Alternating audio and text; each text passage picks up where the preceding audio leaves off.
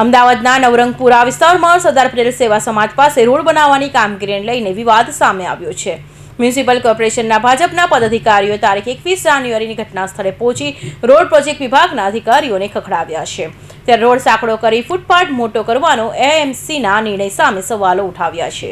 અમદાવાદના નવરંગપુરા વિસ્તારમાં ભાજપના સત્તાધીશોએ મ્યુનિસિપલ કોર્પોરેશન રોડ પ્રોજેક્ટ વિભાગ દ્વારા 18 મીટરના રોડને ફૂટપાથ અને પાર્કિંગ વગેરે કરી 9 મીટર જેટલો રોડ બની જાય અને ટ્રાફિકની સમસ્યા ઉદ્ભવે એવા રોડ બનાવવાની કામગીરી કરતા ભાજપના પદાધિકારીઓ દ્વારા રોડ બનાવવાની કામગીરીને બંધ કરવામાં આવી છે।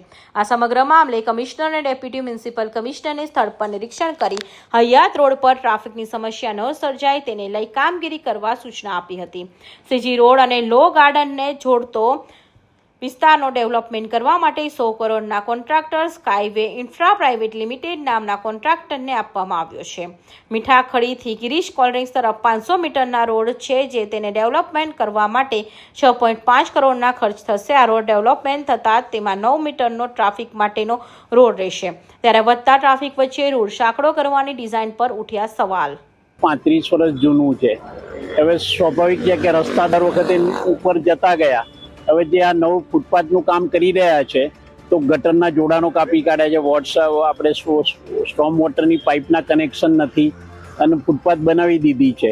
અને અમારી જે બિલ્ડિંગનું જે પાર્કિંગ છે 14 થી 15 કાર પાર્ક થતી હતી, 2 વ્હીલરના પાર્કિંગ છે, એના રસ્તા બંધ થઈ ગયા છે। હાઇટ વધવાથી નીચે પાણી ભરાઈ જવાની શક્યતા છે। એક ફૂટ નીચે થઈ ગયું છે પાર્કિંગ। બીજું કે રોડ ઉપર હેવી ટ્રાફિક રહે છે, સવાર સાંજ 2 કલાક સવારે, સાંજે 2 કલાક।